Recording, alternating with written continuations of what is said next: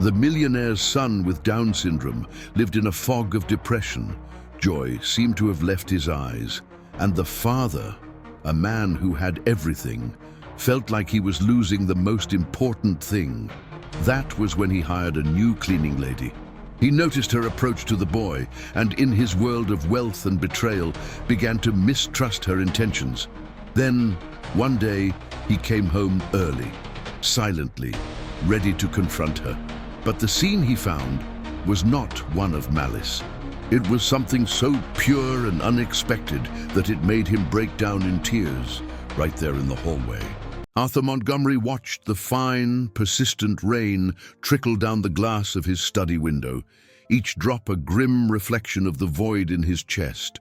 Outside, the meticulously manicured grounds were a blur of green and gray, a landscape of cold, desolate beauty that perfectly mirrored his soul.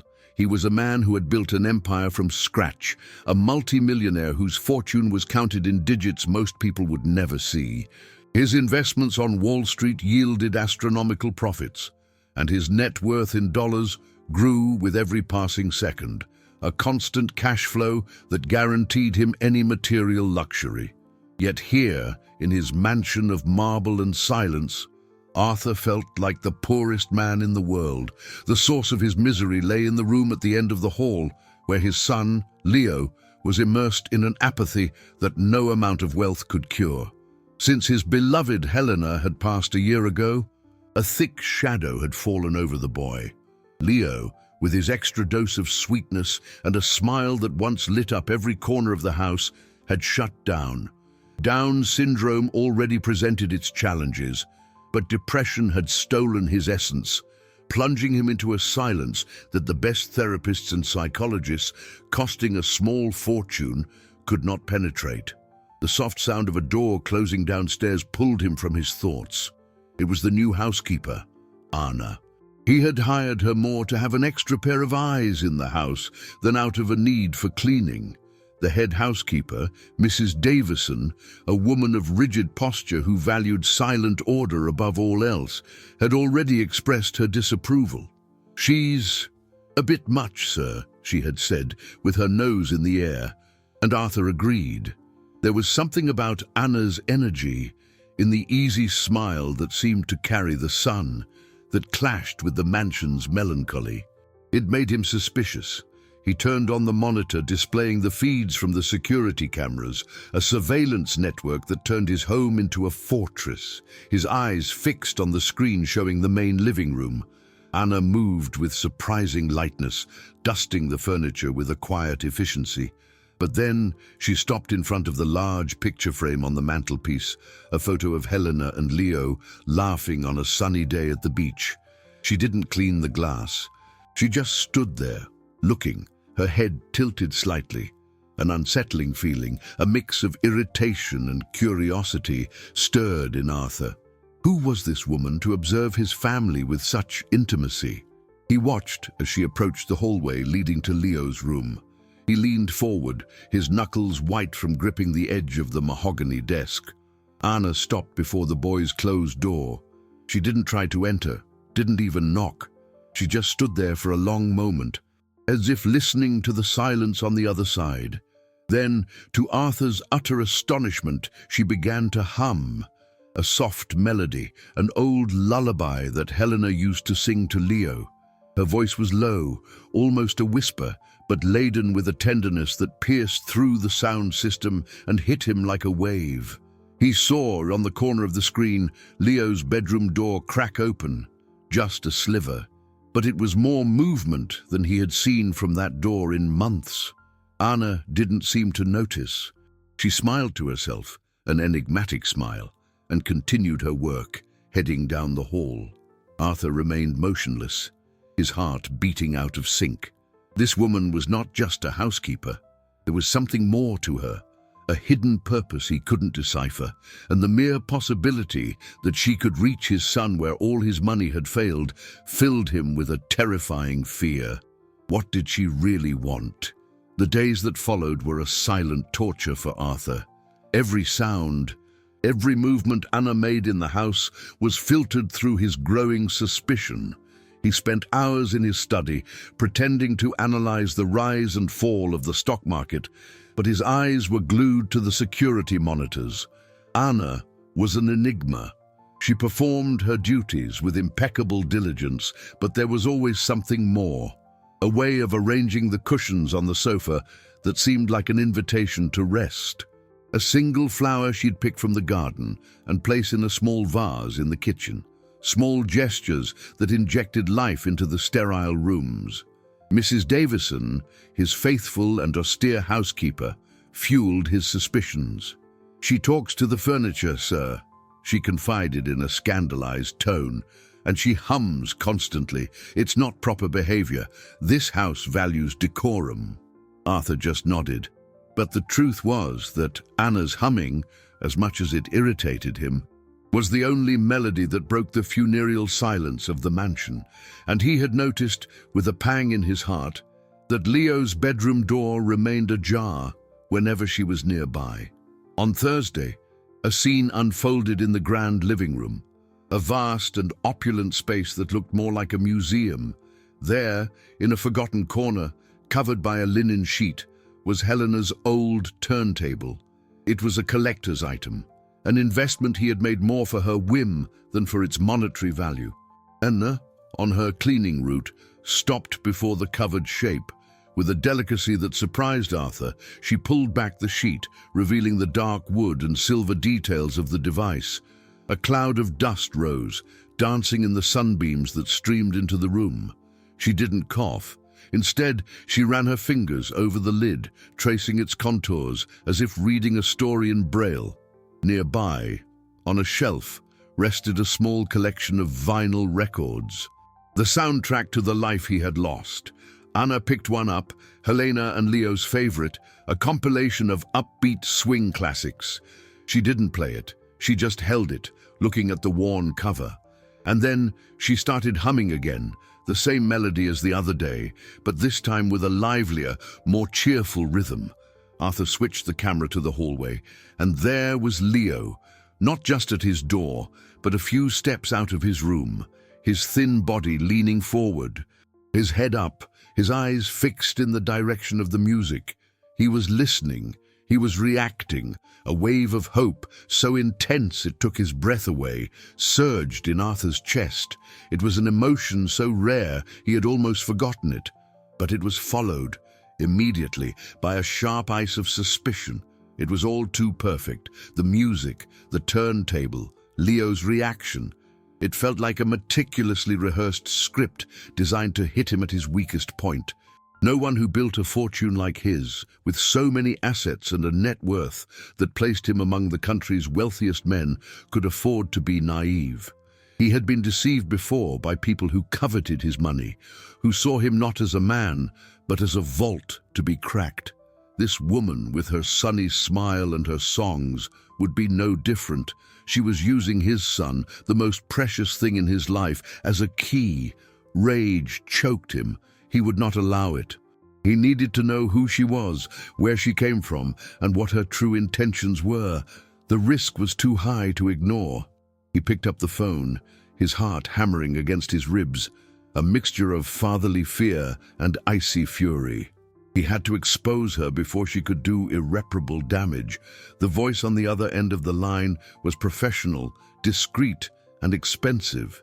It was the voice of a man accustomed to unearthing secrets for a price, a service Arthur considered a necessary investment to protect what was his. "I want to know everything about her," Arthur said, his voice low and controlled, the same one he used to close multi-million-dollar deals. Personal life, background, financials, everything. He didn't elaborate on why. For the private investigator, it was just another job, a contract that would add to his agency's capital. For Arthur, it was a matter of protecting the only inheritance that truly mattered, his son's well-being. He hung up the phone with a definitive click, but the gesture brought him no peace. On the contrary, he felt dirty, as if he had betrayed a trust that didn't even exist. He, who analyzed the risk of every stock and the return on every fund he invested in, was now applying that same cold logic to a human soul. and it disgusted him. The next day, the surveillance routine continued. Ina arrived punctually, the same gentle smile on her face, completely unaware that her life was about to be turned upside down by a man she barely knew.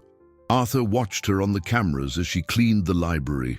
She ran her fingers along the spines of the leather-bound books, reading a title here and there with a genuine curiosity that irritated him. Everything about her seemed like an act, a calculated performance to charm and deceive.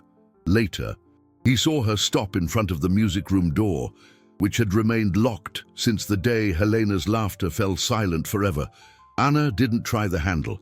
She just rested her palm on the dark wood, her eyes closed for an instant. What was she doing? Praying, trying to feel the energy of the place.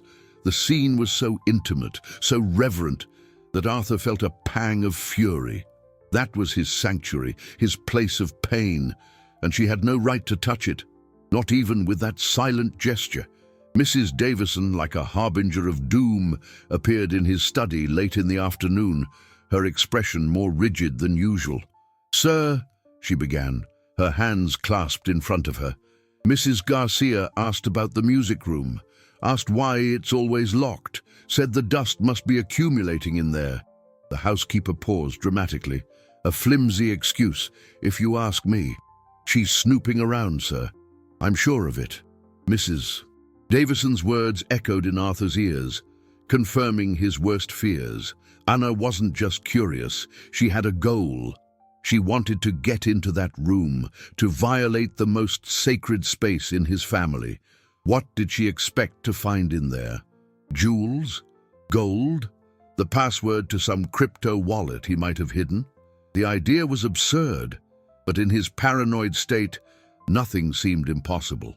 Later, when the house was steeped in the quiet of evening and Anna had long since left, Arthur walked down the dimly lit hallway. He saw Leo. His son was standing in front of the music room door, exactly where Anna had been hours before. His small hand was flat against the wood, mimicking her gesture. Arthur's heart broke into 1,000 pieces. Her influence was stronger and faster than he had imagined. He could no longer wait for the investigator's report. He needed to act. He needed proof.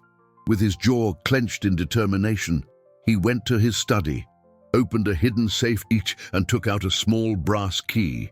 He returned to the hallway, the cold metal in his hand. He stood before the door, the sound of his own breathing echoing in the silence.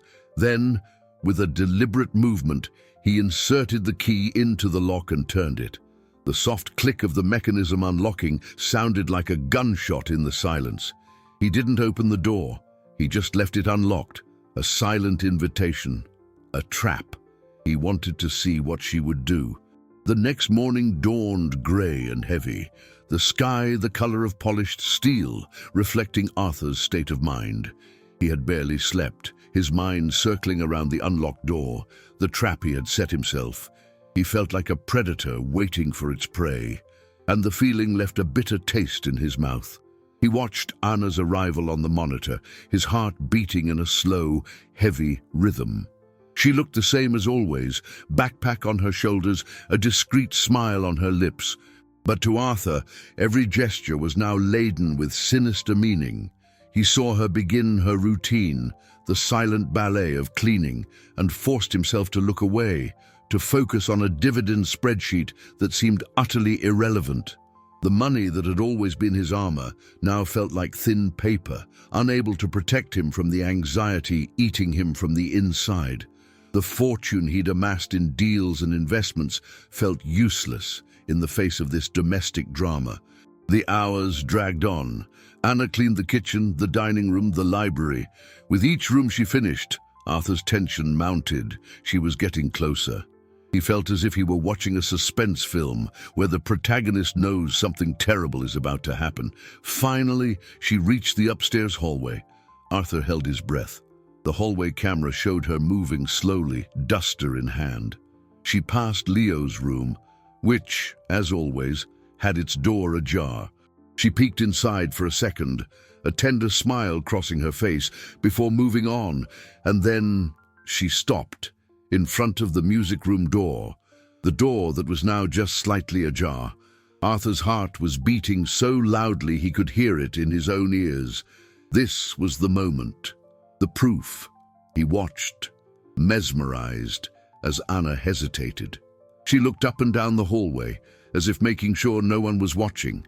Mrs. Davison was right. She was casing the joint. Her hand moved toward the doorknob, her long, thin fingers almost touching it. Arthur leaned toward the screen, his eyes burning, but she didn't open the door. Instead, her hand retreated. She took a step back, her brow furrowed in apparent confusion. She shook her head, as if scolding herself, and continued down the hall, disappearing from the camera's view. Arthur stared at the screen, stunned. The trap had failed. Or, worse, she was smarter than he thought. Maybe she knew she was being watched. The possibility sent a chill down his spine. At the end of the day, he saw her pick up one of the records from the shelf next to the turntable. It was the same one from the other day, Leo's favorite. She didn't take it. With a soft cloth, she carefully wiped the cover, removing years of accumulated dust. Then, with a gesture that seemed both casual and intentional, she placed the record on top of the closed turntable, and she left. The record sat there, a silent promise, a lure, and Arthur knew with a certainty that chilled him to the bone who that lure was for. That night, long after the house had fallen quiet, the hallway camera registered movement. Leo's bedroom door opened slowly. The boy's small figure appeared, his bare feet silent on the soft rug. He looked down the dark hallway, and then, as if pulled by an invisible force, he walked toward the grand living room, toward the turntable, where a piece of his lost joy awaited him. Arthur watched, the air catching in his lungs, the feeling of having completely lost control of the situation taking hold of him.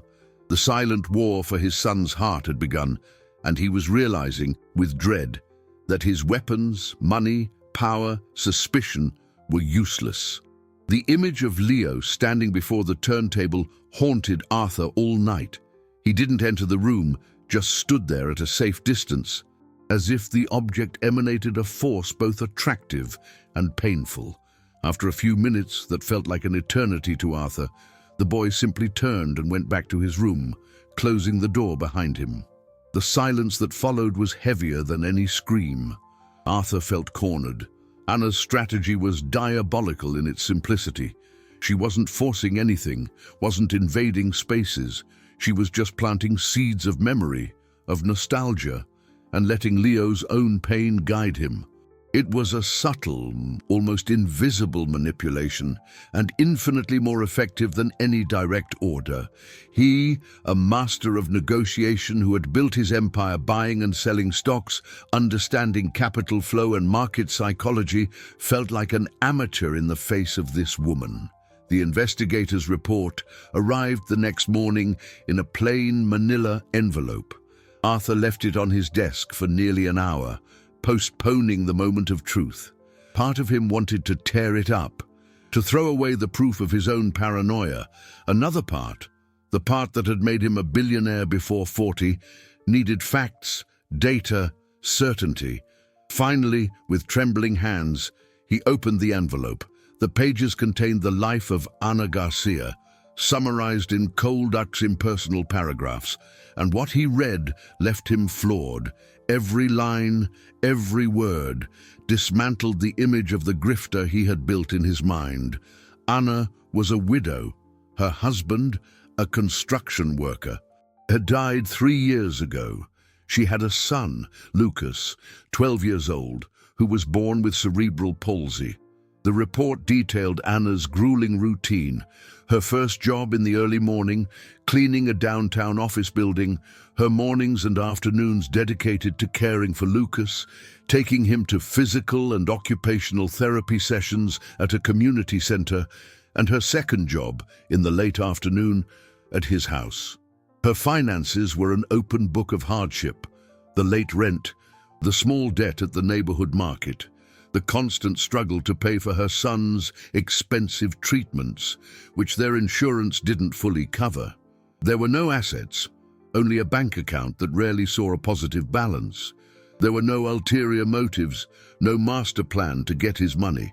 There was only a mother fighting desperately to give her son a decent life.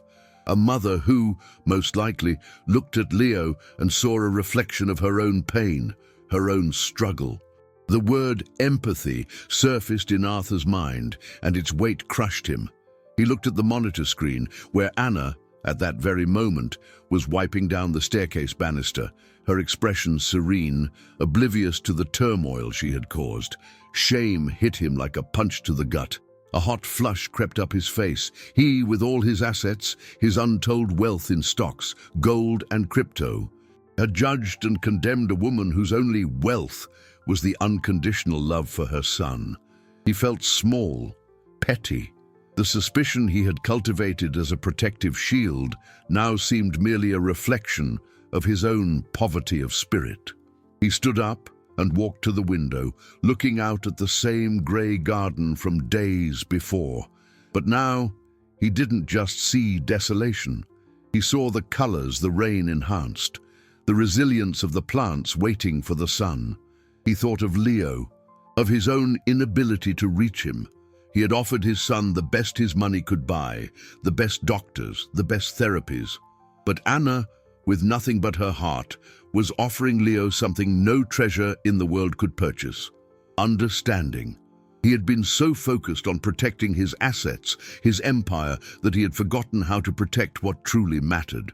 He had turned his home into a fortress, but in the process, he had imprisoned himself and his son in a cell of sorrow. The music room door remained unlocked, but Arthur realized the real locked door wasn't that one. It was the door to his own heart, and he had no idea where the key was. Shame was a constant companion in the days that followed. Arthur could barely look at Anna. Every smile from her, every polite "Good morning, sir," seemed to carry a silent accusation, though he knew the accusation came only from his own conscience. He tucked the investigator's report into his deepest drawer, as if he could bury his guilt along with the paper. He tried to distract himself with work, diving into market analyses, studying the fluctuation of new cryptocurrencies, planning high-risk investments. But the image of Anna fighting for her son superimposed itself over every chart and number. His vast net worth felt like a sick joke in the face of that woman's strength. He, who could move millions with a phone call, felt powerless and weak. Mrs. Davison, sensing the shift in his behavior, tried to provoke him again. "The housekeeper left the music room door open today, sir." "Just a crack, but it was intentional, I assure you." Arthur, however, cut her off with a tired gesture. "Leave it, Mrs. Davison. It's none of your concern." The housekeeper stared at him, shocked by the curt reply, and retreated in an offended silence. The music room door, in fact, was always ajar now. Anna seemed to have understood that Leo wouldn't dare open it himself. She created the invitation, the opportunity, without ever forcing an entry, and the silent dance between the two continued. One day, Arthur saw on the cameras Anna leave a small, colorful feather duster near the door. The next day, the duster was gone. He looked for Leo and found him in his room, sitting on the floor, brushing the soft feathers against his face in a repetitive, calming motion. On another occasion, Anna forgot a silk scarf with a faint scent of lavender, Helena's favorite, on the turntable. Hours later, the scarf was in Leo's pajama pocket. They were small threads of connection, bridges that Anna patiently built over the chasm of silence that separated Leo from the world. And Arthur, the great architect of business deals, just watched, amazed and humbled by the ingenuity of that emotional construction. The change in Leo was subtle, almost imperceptible to a casual observer, but to Arthur, it was monumental. The boy began to leave his room more often. He didn't speak, didn't smile, but he followed Anna around the house like a small, curious shadow. He would sit on a step of the staircase while she swept the foyer. He would stand in the kitchen doorway while she prepared her own lunch. Watching the movement of her hands, Anna never addressed him directly with questions or demands. She simply narrated what she was doing. "Now, I'm going to wash these lettuce leaves. They look so green and crisp." Or, "This cleaning spray smells like pine. Reminds me of a walk in the woods." She spoke to the air, to the objects, but the conversation was for him, and Leo listened. Arthur saw his son tilt his head, his eyes focused, absorbing every word. He was reconnecting with the world through the calm voice and serene presence of that woman. The sting of jealousy Arthur had felt at the beginning had now morphed into a painful admiration. She was succeeding with no resources, where he, with all his fortune, had failed. He didn't know how to approach, how to participate in that delicate process. Any sudden move on his part could destroy the house of cards Anna was building so carefully. So he kept his distance, a spectator in his own home, a father learning the language of love through security cameras, feeling more and more like a stranger in the nest he himself had built. One afternoon, the rain finally gave way, and a pale, watery sun filtered through the mansion's windows, painting long rectangles of light on the marble floor. Arthur was in his study, but the profitability spreadsheets of his financial holdings were forgotten on the computer screen. His eyes were fixed on the security camera monitor displaying the living room. Anna was dusting the grand piano, an instrument Helena had loved and which hadn't been played in over a year. Leo was sitting on the floor at a respectful distance, watching her. Then something extraordinary happened. Anna, as she wiped the keys, accidentally played a note, a low C that resonated through the silent room. She startled and pulled her hand back, as if she had committed an indiscretion. But Leo, from the floor, raised his small hand and, with his index finger, pointed at the piano. He said nothing, but his eyes, for the first time in a long time, shone with a clear request. Anna hesitated, glanced in the direction of the camera as if she knew Arthur was watching, and then, with a shy smile, played the note again. And Leo smiled. A small, tentative, but unmistakable smile. Arthur's heart leaped, a wave of heat and hope washing over him, so powerful it made him dizzy. Maybe, just maybe, the darkness was beginning to recede. His study door flew open abruptly, without the customary knock. Mrs. Davison entered, her face a mask of grim triumph.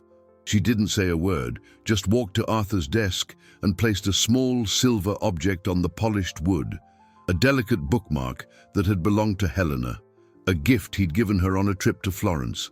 It was an object of incalculable sentimental value, but of little monetary worth, insignificant on the scale of his fortune. It was in Mrs. Garcia's coat pocket, the housekeeper said, her voice low and laced with venom. I saw her take it from the library shelf when she thought no one was looking. Arthur's world stopped spinning and then collapsed. Leo's smile, the note from the piano, the fragile hope, it all turned to dust. This was it, the final proof. The kindness, the songs, the connection with Leo. It was all a sham, a long and elaborate game to gain his trust, to begin pilfering his assets, starting with the small things. The shame he had felt gave way to an icy, cutting fury. He had been a fool. Mrs. Davison, sensing she had won, called for Anna. She entered the study, her face confused, drying her hands on her apron, upon seeing the bookmark on the desk and the expression on Arthur's face. Her countenance changed. Confusion gave way to shock, and then to a deep pain that darkened her eyes. I didn't, she began, her voice a trembling thread. I would never. Spare us the crocodile tears, Mrs. Davison interrupted. The master treated you with kindness, and this is how you repay him, by stealing his late wife's memories. Arthur remained silent, his heart a block of ice. He wanted to believe Anna, but the evidence was there, shining accusingly under the desk lamp. He, who relied on data and facts to run his business, saw an irrefutable fact before him. He opened his mouth to utter the words that would fire her, that would banish her from his life forever. But before any sound could escape, a small voice, rusty from disuse, echoed from the doorway. "No!" They all turned. Leo stood in the doorway, his eyes wide and frightened, his body trembling. He hadn't spoken a full sentence in over a year. He took a step into the study, his trembling finger pointed not at Anna, but directly at Mrs. Davison. And then he said it again, his voice a little stronger, filled with the force of a long-suppressed truth. It was her.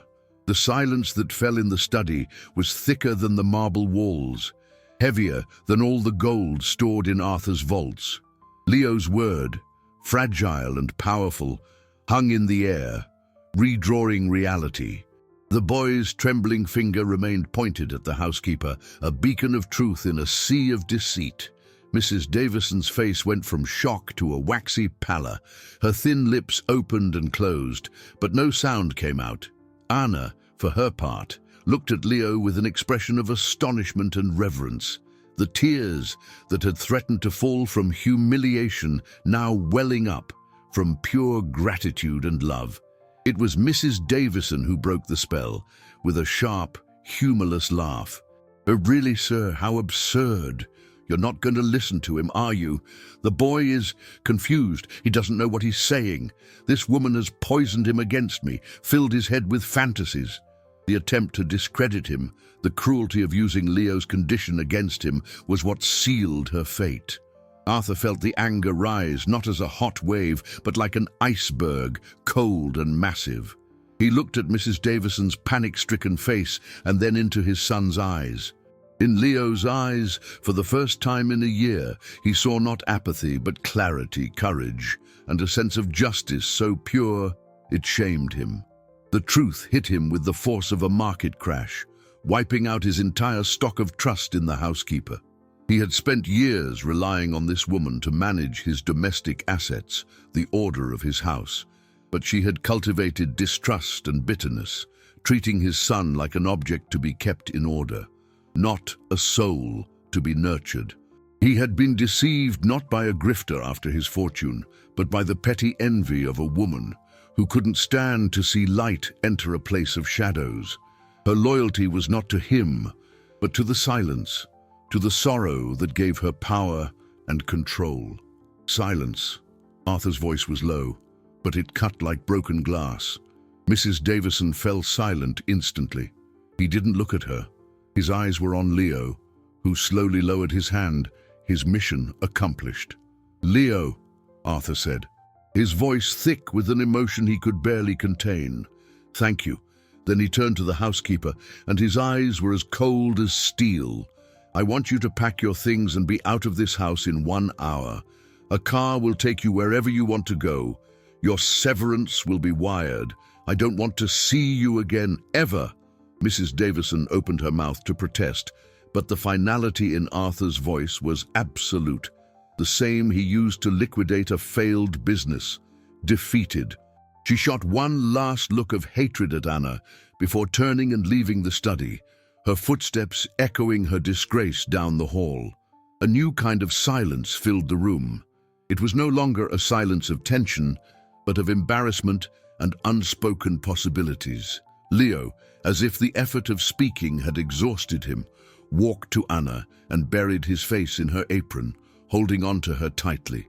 Anna wrapped her arms around him, stroking his hair, her eyes fixed on Arthur.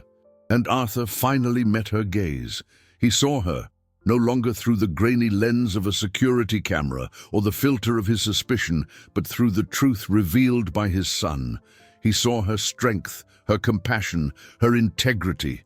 The weight of the investigation, the accusations, his terrible, arrogant presumption came crashing down on him.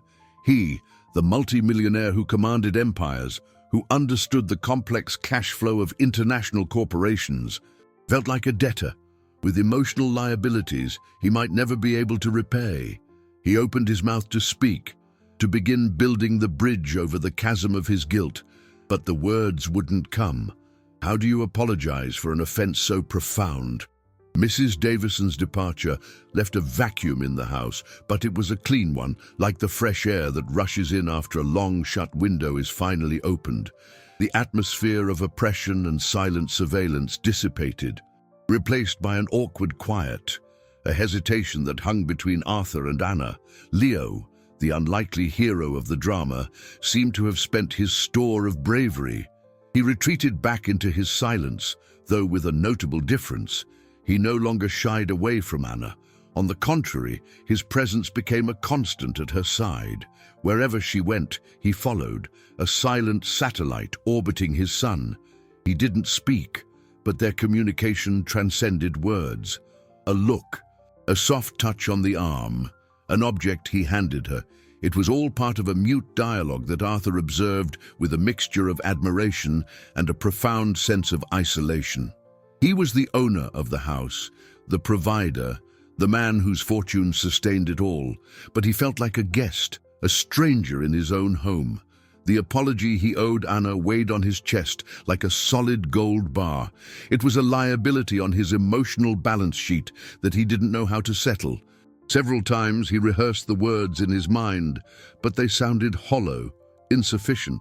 "I'm sorry I thought you were a thief. Forgive my paranoid suspicion." No sentence seemed capable of covering the extent of his error.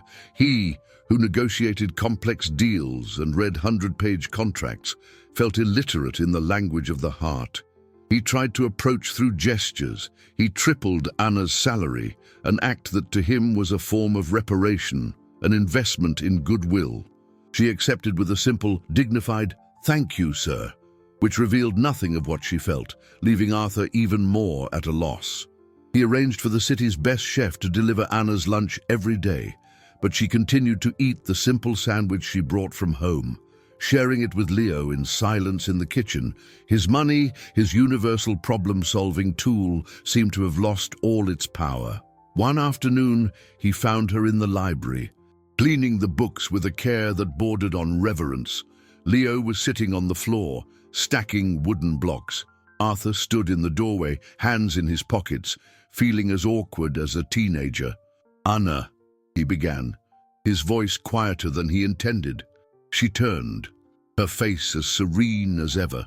"Sir, I wanted to say about what happened." The words died in his throat. She waited, not pressuring him. The silence stretched, filled only by the soft click of Leo's blocks. "I know you were just trying to protect your son," she said finally, with a compassion that completely disarmed him. Any good father would do the same. She wasn't absolving him, he realized. She was just showing that she understood the source of his fear, even if she didn't agree with his methods. The simplicity of her understanding was sharper than any accusation. She went back to dusting a book, signaling the end of the conversation. Arthur remained there for another moment, feeling dismissed, irrelevant. He was a billionaire in a palace of solitude, watching as a woman with almost nothing taught him and his son the true meaning of wealth, and he didn't have enough capital to buy a single moment of that genuine connection. The dynamic of the house changed subtly, but irrevocably. The firing of Mrs. Davison and Arthur's clumsy apology had broken a barrier, but the real bridge still needed to be built. Arthur, in his attempt to right his wrong, began to leave his study more often. He would linger in the kitchen around lunchtime, pretending to get a glass of water, just to see Leo sitting at the table with Anna, sharing a piece of fruit or cake. Leo didn't interact with him, but he no longer fled. His presence was tolerated, and for Arthur, that was a victory. He began to set his business aside, delegating important tasks to his assistants, risking losses in his stock market portfolio to be more present. Money, once his primary objective, now seemed a secondary, almost irrelevant means to the monumental task of winning back his son. He was reallocating his assets from the financial world to the emotional one, but the return on this investment was uncertain and painfully slow. Anna, for her part, seemed to have decided it was time to up the ante. She began to test the boundaries, not with words, but with actions. She stopped wearing the grey uniform Mrs. Davison had imposed and started coming in simple but colourful clothes. Yellow blouses, floral skirts, colours that brought life to the pale hallways of the mansion. She opened the heavy drapes, letting the sun stream in without permission, and then, the most significant change, she started bringing music to the rest of the house, no longer just a soft hum. She brought a small portable radio, which she tuned to an oldies station. The sound, though low, was a declaration of presence. At first, Arthur felt invaded. Silence was his comfort zone, the backdrop to his grief. But upon seeing Leo begin to gently bob his head to the rhythm of a song, Arthur's irritation evaporated. He realized the music wasn't a disrespect to Helena's memory, but a way of bringing her back. One day, while checking gold prices on his tablet, Arthur heard a laugh. Not the restrained, timid smile from before, it was a genuine, crystal-clear laugh. The sound made him stop in the middle of the hallway, his heart racing. It was coming from the back garden. He walked to the glass door and looked out. Anna was crouched by a flower bed, her hands dirty with soil, a colourful scarf holding back her hair. Leo was beside her with a small gardening trowel, trying to dig a hole. He had gotten dirt on his face, and Anna was trying to wipe it off with her sleeve, tickling him in the process. Leo was laughing, throwing his head back, the pure, uninhibited sound rising to the blue sky. It was the most beautiful sight Arthur had seen since Helena's death. He stood there, watching them, feeling an overwhelming mix of gratitude and exclusion. He desperately wanted to be part of that scene, to feel the dirt on his hands, to be the reason for that laughter, but he didn't know how. He had spent so long building walls and vaults that he had forgotten how to build bridges. He was one of the richest men in the world, and yet he lacked the emotional capital to take a single step toward his son and the woman who was saving him. He just watched, wishing for the first time in his life that he could trade his entire fortune for that simple, messy moment of happiness in the garden. The scene in the garden became a turning point in Arthur's soul. He finally understood that the currency that moved his son's world wasn't the dollar, the euro, or any rising cryptocurrency. The real capital was affection, attention, presence, his fortune, his assets, the inheritance he planned to leave Leo. It was all a useless treasure if the boy didn't have the wealth of joy. He decided he could no longer be a spectator. He had to make a high-risk investment, the riskiest of his life, an investment of himself. With no guarantee of profit or dividends, and the enormous possibility of emotional bankruptcy. The next day, he descended from his ivory tower. He found Anna and Leo in the kitchen, preparing what looked like cookie dough. Leo, his hands covered in flour, was trying to imitate Anna's movements. Arthur paused in the doorway, his heart hammering. "Can I help?" he asked, the words sounding foreign in his own mouth. Anna looked at him, surprised, but with a spark of encouragement in her eyes. "Of course, sir. Leo and I are making oatmeal cookies." Upon seeing his father, Leo stopped stirring the dough and just watched, his expression neutral. Arthur washed his hands and approached the granite countertop. Anna gave him a portion of the dough. His hands, accustomed to holding luxury pens and typing on keyboards, felt clumsy and large. He tried to shape a cookie, but the dough stuck to his fingers. The result, a shapeless, pathetic lump. Leo looked at his father's attempt and, instead of laughing, he took a pinch of flour and sprinkled it over Arthur's dough, a gesture he had seen Anna make. It was an act of help, of inclusion. Arthur felt a lump in his throat. It was the first time in over a year that his son had offered him something. He smiled at Leo, a genuine, trembling smile. "Thank you, son." The moment was small, but to Arthur, it was worth more than the profit from his best-performing stocks. Later that day, Anna sensed the foundation was set. She had seen Arthur's effort, Leo's acceptance. It was time. She went upstairs, her heart beating with a mix of nervousness and purpose. Leo followed her, as always. She guided him down the hall, not to his room or the living room, but to the music room door, which she left wide open. The afternoon light streamed through the window, illuminating the dust motes dancing in the air like tiny stars. The scent of old wood and memories filled their nostrils. She said nothing to Leo. She just walked to the turntable, where the old vinyl record still rested, like a sleeping promise. With a silent reverence, she turned on the player, the mechanism humming softly back to life. She lifted the tone arm, her hand steady, and positioned it over the edge of the record. For an instant, the only sound was that of expectant silence. In his study, Arthur was staring at a chart showing a sharp dip in one of his investment funds. He should have been worried, but his mind was elsewhere, on the smell of the burnt cookies he and Leo had produced. Suddenly, a sound cut through the air, the familiar crackle of a needle meeting vinyl, followed by the vibrant first chords of a mambo. Helena's music, Leo's music. He hadn't heard that melody outside of his dreams in over a year. The sound wasn't a ghost, it was real, coming from the heart of the house, from the room he had kept locked like a tomb. Arthur shot to his feet, the tablet falling forgotten onto his desk. The blood in his veins ran cold and then hot, a mix of panic and a hope so fierce it left him breathless. He ran to his office door, the music growing louder, pulling him, calling him. What would he find on the other side of that door? The sound of the mambo was a magnet, pulling Arthur with an irresistible force. Every note was a beat against his chest, a memory that refused to stay buried. He ran down the hall, his expensive shoes muffled by the Persian rug, his heart a turmoil of panic and an almost painful hope.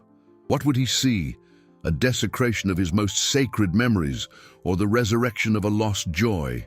As he neared the music room door, now wide open, he slowed his pace. His breath caught in his throat. The fear of breaking the spell, whatever it might be, paralyzed him. He leaned against the cool wall of the hallway and peeked through the opening, bracing himself for the impact. And what he saw broke him into a million pieces.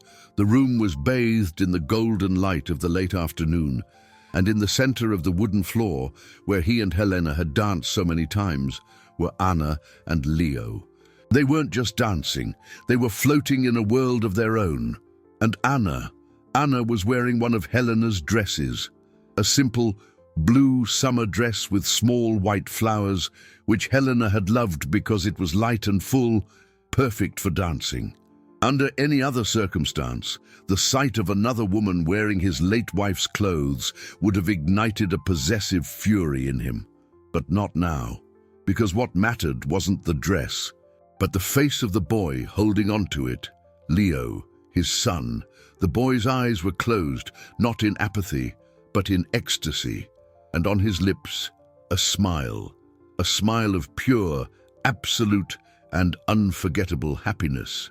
A smile Arthur thought he would never see again. He was leading Anna clumsily, his steps uncertain, but the rhythm was in his soul, and Anna followed him with a grace and tenderness that were a prayer. She wasn't there as a substitute for Helena.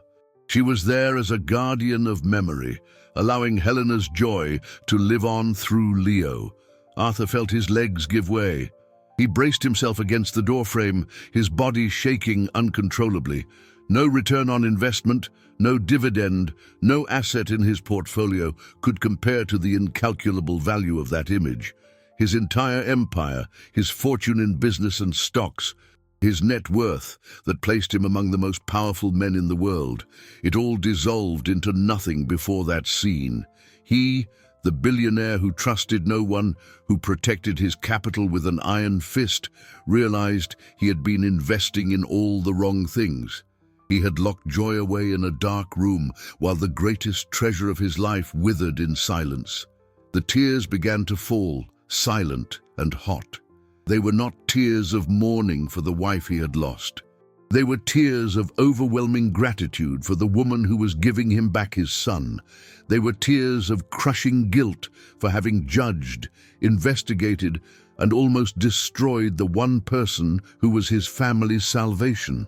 They were tears of a love for his son, so profound it physically hurt. He didn't collapse from pain, he collapsed in surrender. There, in the hallway of his mansion, the multimillionaire Arthur Montgomery wept like a child, stripped of his pride, his suspicion, his useless wealth. The music ended, leaving a silence filled only by the soft breathing of the two dancers. Arthur remained hidden, his face wet with tears, knowing he couldn't hide forever. That moment demanded more than his silent gratitude. It demanded a confession. That night, the house seemed to breathe differently. The music had stopped, but the echo of joy lingered, hanging in the air like a subtle perfume. Leo, exhausted and happy, had fallen asleep almost instantly, a serene smile on his face, the first in over a year. Arthur, however, could find no peace. The image of the dance, the sight of his son's happiness, replayed in his mind, intertwined with the shame of his own actions. He knew he couldn't let the night pass without confronting the truth, without trying to settle the moral debt he owed Anna. It was a tougher negotiation than any he had ever faced on the stock market, because the capital at stake was his own soul. He found her in the kitchen, finishing wiping down the counter where, hours before, they had made the cookies. She moved with the same quiet efficiency as always, but there was a lightness to her shoulders that wasn't there before. The silent victory of bringing music back to the house gave her an aura of serenity. He paused in the doorway, and the sound of his footsteps made her turn. A brief look of surprise crossed her face at seeing him there so late. "Sir, do you need something?" Her formality, the "sir," felt like a small blow to Arthur's heart. He had created that distance, and now, crossing it felt like traversing a canyon. "Anna, please, don't call me sir," he said, his voice hoarse. "My name is Arthur." He walked into the kitchen, stopping on the other side of the granite island, the cool, polished surface a barrier between them. I need to tell you something, and I ask that you hear me out." She nodded, drying her hands on a towel and giving him her full attention. Her eyes were clear, without judgment, which made it all the harder. He took a deep breath, like a diver about to leap from a cliff. "When you first came here," he began, "I didn't trust you. I saw you getting close to Leo, and it scared me. I thought you had ulterior motives. I thought you wanted to take advantage of his vulnerability. And mine." He paused, forcing himself to meet her eyes. "I had your life investigated, Anna. I paid a man to find out everything about you, your history, your son, your struggles. I violated your privacy in the most cowardly way imaginable." The confession hung in the air, ugly and raw. He expected to see anger, contempt, perhaps even disgust on her face, but Anna's expression remained unchanged, except for a shadow of sadness that crossed her eyes. "I know," she said softly. Arthur blinked, confused. "You know, Mrs. Davison made a point of telling me you were keeping an eye on me. It wasn't hard to guess what that meant. The revelation that she had known all along and yet had continued to treat him and Leo with such kindness and compassion was a final blow to his pride. And then," Arthur continued, his voice cracking, "when Mrs. Davison planted the bookmark, I almost believed her. I was ready to throw you out, to accuse you. If it wasn't for Leo—" He couldn't finish the sentence. The enormity of his mistake choked him. "I acted like a monster, driven by fear and arrogance. I judged you with the same coldness I used to analyze an investment, without seeing the incredible person you are. There are no words to say how sorry I am. I can only ask.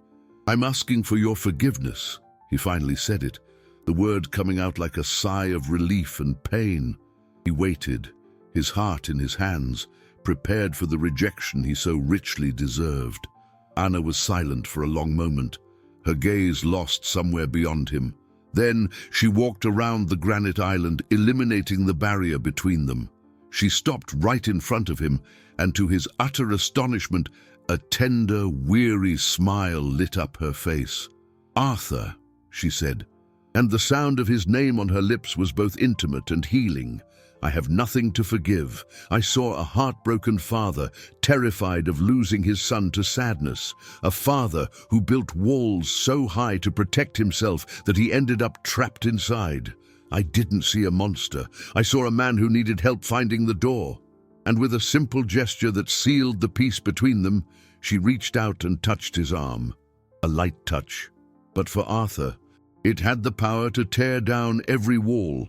Arthur's confession was not an endpoint, but a starting point. In the weeks that followed, the mansion, once a palace of shadows, began to fill with a light and warmth that no heating system could provide. Music became the soundtrack of their daily lives. The old turntable played not only Helena's mambos, but also the gentle melodies Anna brought on her small radio, songs that spoke of new beginnings and hope. Leo's depression didn't vanish by magic, but the heavy clouds began to part, revealing the sunny boy that sadness had kidnapped. He began to speak again, first in monosyllables, then in short sentences, and soon he was telling Anna about his dreams and showing Arthur his drawings. Joy was the best investment, with the highest return Arthur had ever seen. He learned to set aside stock market reports to sit on the floor and play with blocks, to ignore a call from his European brokers, to listen to a story Leo was making up. His company's cash flow continued to grow, but he had discovered that true wealth lay in the flow of affection within his own home. The relationship between Arthur and Anna blossomed on a foundation of mutual respect and gratitude. The line between employer and employee dissolved, replaced by a genuine partnership. They were a team, united by their love for Leo. They talked for hours at night after the boy was asleep, sharing stories of their lives, their losses, and their hopes. Arthur spoke of Helena, not with the sharp pain of grief, but with the tender nostalgia of one who has learned to honor the past without being imprisoned by it. Anna spoke of her son Lucas, of the daily struggle and the unwavering love that drove her. Arthur, with his vast network and resources, found Lucas a spot at a state-of-the-art therapy center, covering all the costs. It wasn't charity, it was justice. It was the rebalancing of a ledger, the settlement of a debt he felt he would forever owe her. One afternoon, as they watched Leo trying to teach some dance steps to his reflection in the garden window, Arthur turned to Anna. "I can't be your boss anymore," he said. "It's not fair. It's not right. You're so much more than that to us." He made her a proposal, not a job, but a new life. Anna would no longer be the housekeeper. She would officially become Leo's dance partner and tutor, with a salary that would guarantee comfort and security for her and Lucas. And more than that, he asked her to become his partner in life, to help him raise Leo, to keep the music playing in that house, and perhaps one day to dance with him. The happy ending wasn't the magical cure of a disease, but the conscious beginning of a family's healing. The music room became the beating heart of the house. On a Saturday night, the three of them were there. Leo, the master of ceremonies, put the record on. He first took Anna's hand and they twirled around the room, his laughter echoing off the walls. Then he ran to his father, pulling him by the hand. "Your turn, Dad." Arthur was clumsy, his feet stiff and unaccustomed, but he let himself be led. With Anna on one side and Leo on the other, he danced. He stumbled, stepped on Anna's foot, and laughed at himself. He, the millionaire who trusted no one, had learned from a woman with an immense heart that the greatest wealth is not in guarding one's heart, but in opening it. And together, the three of them, a new and unlikely constellation, learned to dance again, honoring the past and celebrating the unexpected joy of a future they found together, one step at a time.